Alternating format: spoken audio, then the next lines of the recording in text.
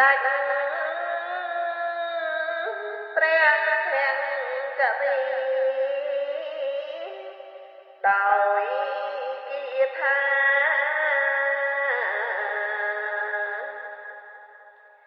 យ៉ាងនេះ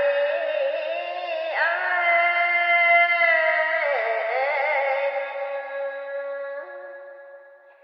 ព្រះពុទ្ធទ្រង់អនុគរព្រមទទួលនឹងសំដែង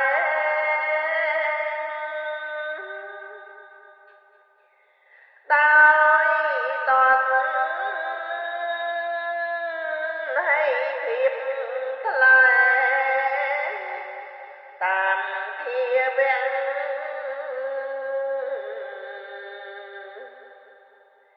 គុណកាំងរណា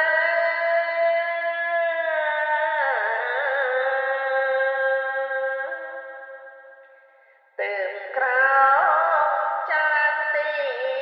នោះភែងត្រាឈួងព្រៃមង្គទីយាងចេញចលីពីទីនោះ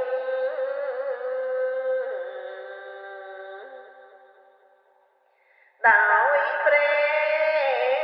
បាន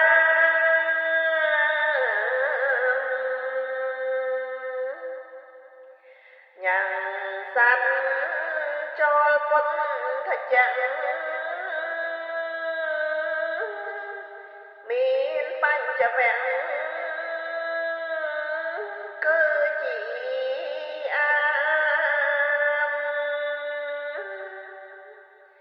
ឲ្យផឹកអមរិតជាតិរួមដឹកពីតាមធម្មតា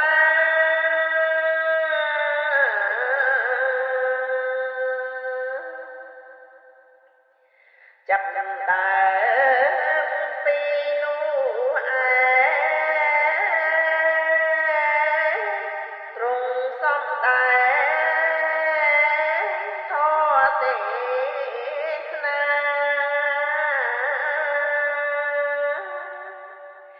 ធ្វើពុទ្ធ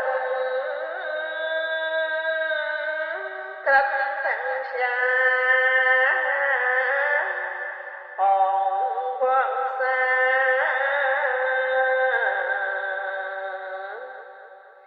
45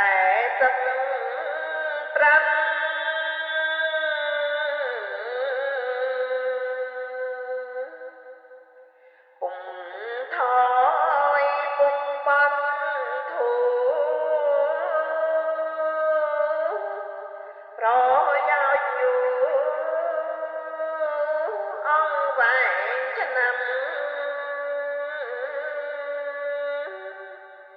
សម្រេច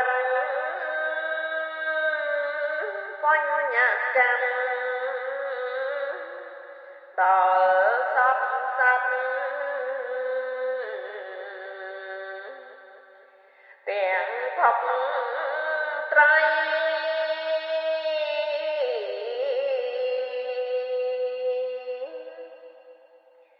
ហេតុនោះឥឡូវនេះយើងខ្ញុំនេះសាទរក្រៃ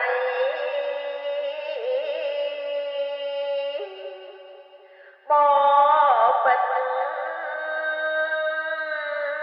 ព្រះគុណថ្លៃសូមនិមន្ត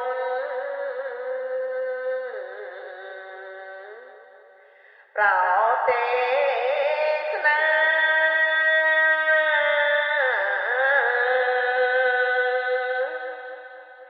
អនុគ្រោះវងប